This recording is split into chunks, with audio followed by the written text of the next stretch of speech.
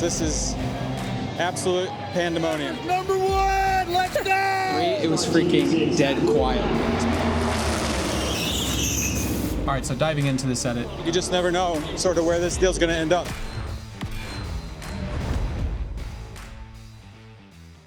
All right, folks, hello and welcome to another video. I am, as you can see, at Daytona again, but this time it's for something different. This time it is for the Daytona 500. I was here in my last vlog for the Rolex 24, and a couple weeks have gone by and I found myself back in Florida, which is quite nice because it's a bit warmer than it is at home. So it's quite nice to be here, especially for something new. I've always wanted to cover this race, and I put on Instagram, this is a parable on advertising yourself on social media. I put on Instagram that I would love to cover this race, and I had a few teams reach out, and I was extremely fortunate to end up with Legacy Motor Club. This is a team owned by 7-time NASCAR champion Jimmie Johnson, and they have been extremely hospitable, extremely kind to me. Everything has been super easy and super dialed, but I do feel extremely lucky that my first trip to NASCAR is with such a great team of guys. All right, now it is Sunday. It is race day at the Daytona 500. They moved the time up just a little to hopefully avoid some rain that's supposed to be coming. I have some sponsorship obligation stuff I need to do right now, which is a bit too boring for you to probably look at. So while I do all that before the start of the race, we're gonna do a little cinematic break for some of the stuff I've shot so far this week.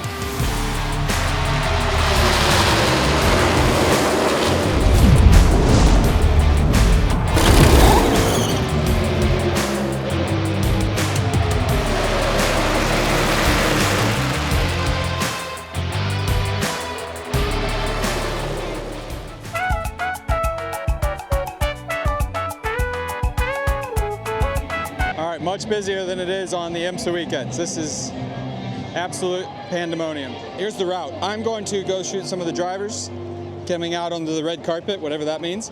I've never done it before. And then I'm gonna go through the cutout behind me to get up into the grandstands to shoot the start of the race. So we're just gonna roll with it and do the best we can, but that's the plan right now. We'll see where we go from there. Number one, let's go!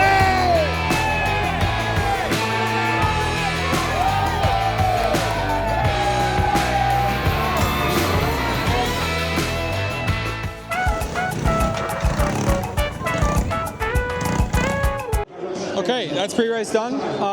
Learning experience, but got some cool stuff for the drivers. Sort of by luck, I sort of found myself in the spot I needed to be because I thought it was happening somewhere else, but it worked out. I'm gonna shoot, like I said, I think on one of these little platforms right here, as I'm gonna shoot the start. I think for the first time ever, instead of shooting the cars on the start, I'm gonna shoot the fans on the start. In the duels, the cars weren't going very fast across start-finish for the start of the race. Shoot all the energy from the fans because the flyover should be right here. The fans should be jazzed up for the start of this race. And yeah, I am pretty excited, so we'll see how that goes.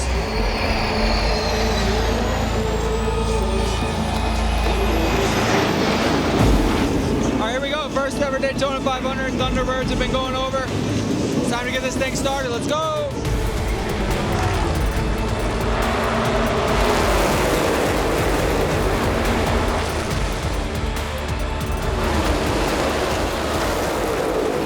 First yellow pretty quick, but I'm checking in to say the number 3, the fans hold up on lap 3. It was freaking dead quiet in this place. And I used to come to this track when I was a kid. We had season tickets. And to see the entire place, the sold out crowd, be quiet and everyone holding up 3 is, if that doesn't get you, I don't know what will. But it's pretty cool to see an entire community support something like that. It was just, you don't see, I go to a lot of races and you don't see that very often.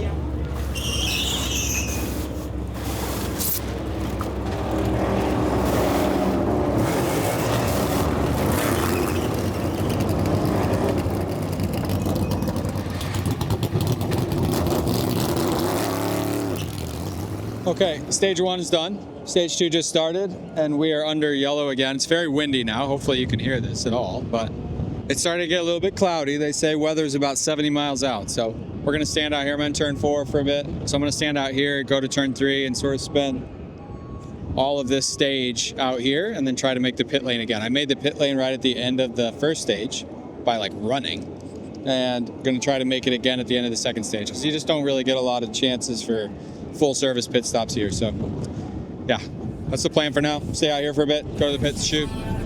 hopefully get some good stuff.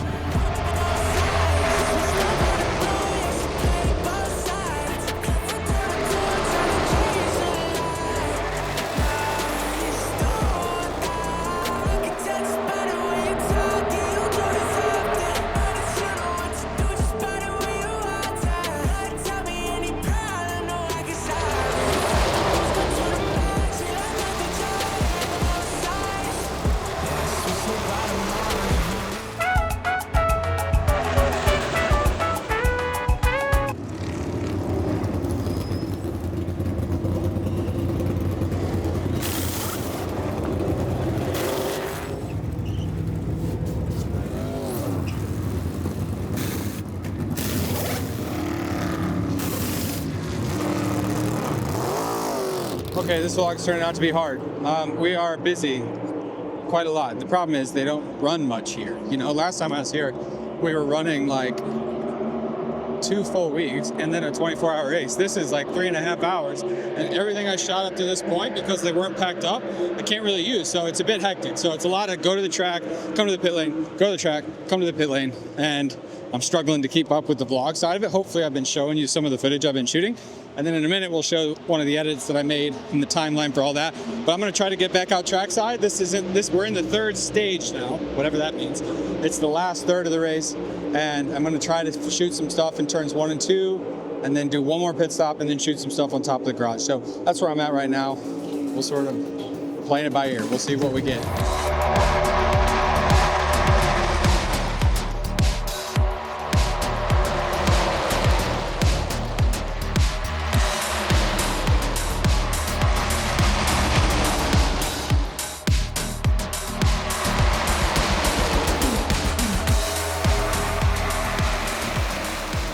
Okay, very short stint on the racetrack, and now somehow there's 30 laps left. So I have definitely not adjusted to how short these races are. Running to the pit lane, hoping to sort of get one more stop, and then I'll probably have to stay there for the rest of the thing, because I think you just never know. You just never know sort of where this deal's gonna end up. So I'm gonna run to the box, hope for the best.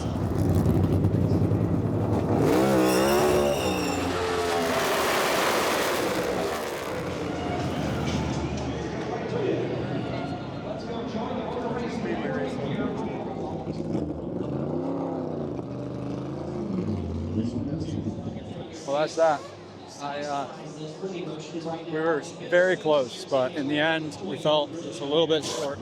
Let's do a little debrief. Let me catch my breath here. We've been running all day. Let me catch my breath, and I'll talk to you through some of the edits that I made, just since this vlog kind of sucks. All right, that's not quite how I wanted the vlog to end in Daytona. Like I said a couple times, I was caught very off guard by how fast the day went. It was just like unbelievably packed with action. Not quite what I'm used to, because generally we have tons of on-track time, and this just wasn't the case in NASCAR. And so instead of ending it there, I'm gonna break down one of the main edits that I made for the Legacy Motor Club. This is sort of what I call an after movie to the event. It's a little 2-minute recap edit. Very fast action, very high pace, because that's sort of the theme at Daytona. There's a lot of energy, there's a lot of speed, and it just goes so fast. Now I'm gonna show you the edit now, and then we'll break it down. This is the best day in all of sports. There's nothing like Daytona. The biggest event, the most people, the best energy. There's nothing like it. The opportunity and the excitement that you can add your name to the list of winners of this race. I don't know if there's another race that feels much like it.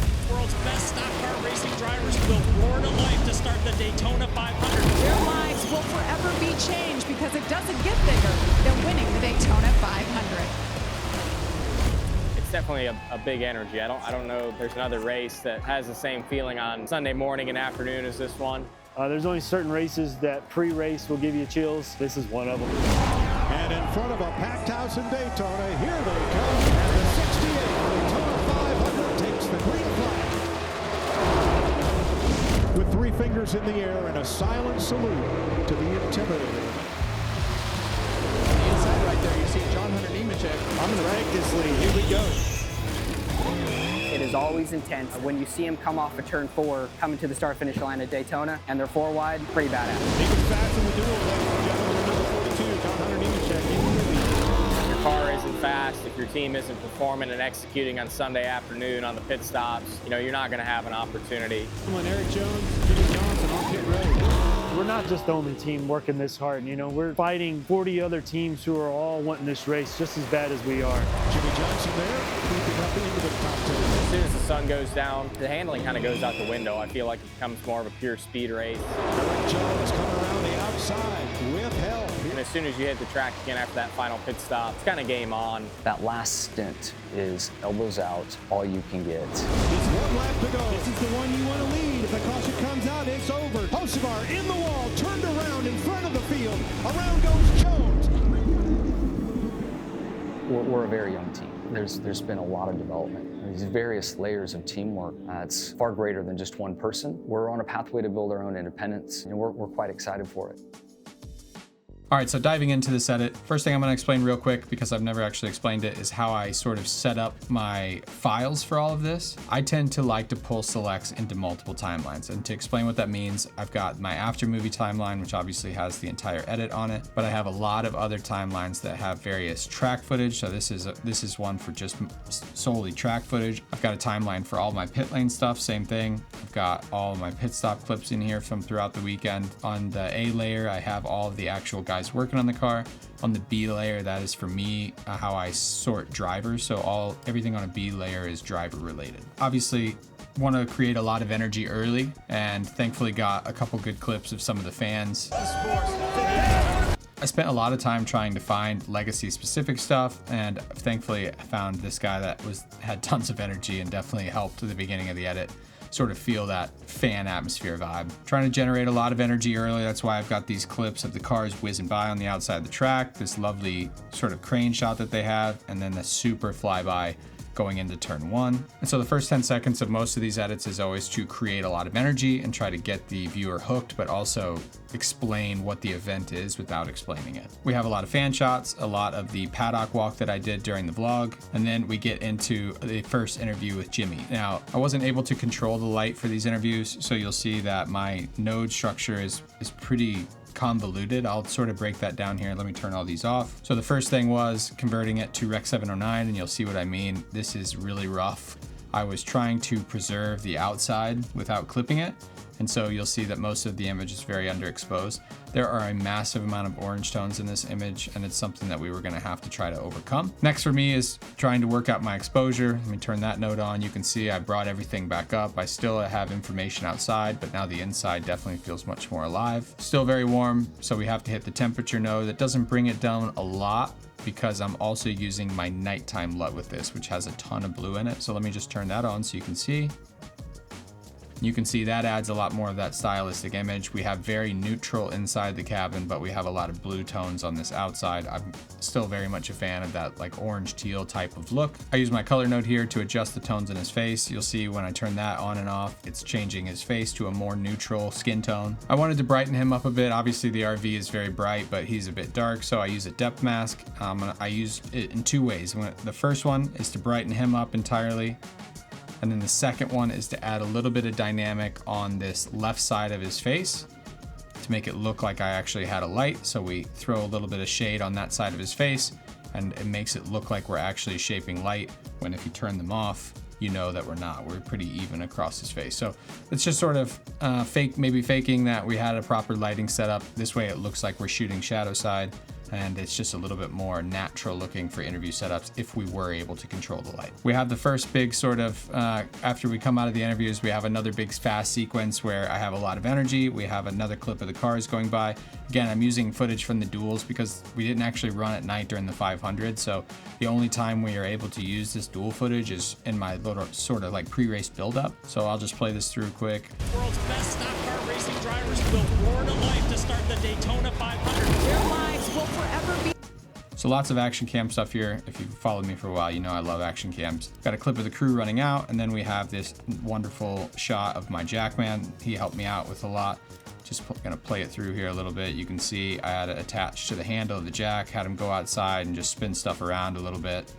And then there's a second clip, same thing, except now it's pointing up at him. And just had him do his thing and tried to put these two together. You've got a lot of spinning motion, so it's one spin straight into the other. You should always be looking at your clips like that. It's a very natural looking transition, and it's just very interesting angle. So stay on with the pit stop stuff, couple different angles. Another one of the wheel gun. Again, this is in the garage, but it's going so fast you can't really tell. So it's on an impact. Have them go to the nut, and it all works out really well and creates a lot of good energy. Another flyby shot, and then I get into my favorite shot of the weekend, which was a sunset shot. Now, I couldn't use this during the race again because it was quite cloudy, and I was trying to tell the story of the race, so the only opportunity for use this is in my pre-race buildup, but I very much love this shot. Now we're moving into sort of more pre-race. We've got Miranda Lambert doing her concert, people watching, some autographs from the boys during the red carpet walk. Then we get into shots of the Thunderbirds. And in front of a packed house in Daytona, here they come. Again, just a lot of energy with the Thunderbirds, trying to build the atmosphere a little bit, trying to build the hype. Another great one of a fan. And then we have a ton of footage from the broadcast pack to kick us off. Ton more sequences of us early in the race here with Nemechek leading. There you see John Hunter Nemechek. I'm going to take this lead. Here we go. So you'll see a lot in my edits. I try to mix it around quite a lot. I don't spend a ton of time on interviews. I don't spend a ton of time on track stuff. I don't want people to get bored, so I'm bouncing in and out of interview with B-roll, pit stop stuff over it, and then going right back into action, and then right back into interviews. And I try to bounce back and forth through those quite a lot. It's just a matter of trying to keep their attention. I'm trying, it's only 2 minutes, but we know how people are nowadays, trying to keep people engaged and interested in what they're watching. Now, I explained in a recent editing breakdown that I'm really into the ocular sound effects packs right now, specifically the Quantum pack. And so if I turn off the music and the broadcast audio, here is a little taste of what the sound effects sound like during a pit stop sequence.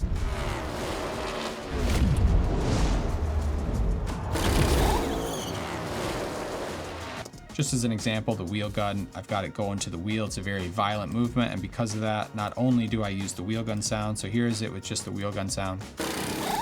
That's fine, but we want to add a little bit of punch to that as well because it is kind of a violent movement towards the wheel. So this is what it sounds like with some of the ocular sound effects on it as well.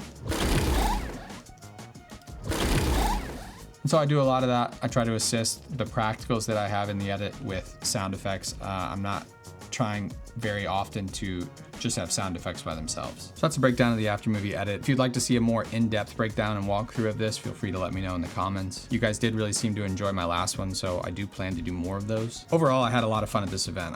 To cover my first Daytona 500, a race I watched as a kid, was a great time. Like I said, the boys at Legacy Motor Club took really good care of me. Like I said earlier, sorry this vlog wasn't very in-depth, but I want to have it on my page, if nothing else, just as a bit of a memory keepsake for me. I do sometimes, when I'm driving to races or traveling, I do like to go back and watch the stuff. It's just a bit of a memory book for me. Nonetheless, did my best. Always gotta have the real job come first. That's just the way this industry is. Try not to ask too much, but if you did like this video, please hit that button down below. It is the single biggest help that I can tell that leads to these videos finding their way into other people's feeds. I've got a lot of big things in the works that I'm really excited to talk about, just not there yet. But nonetheless, we have lots of racing coming up, and until then, we will see you in the next one.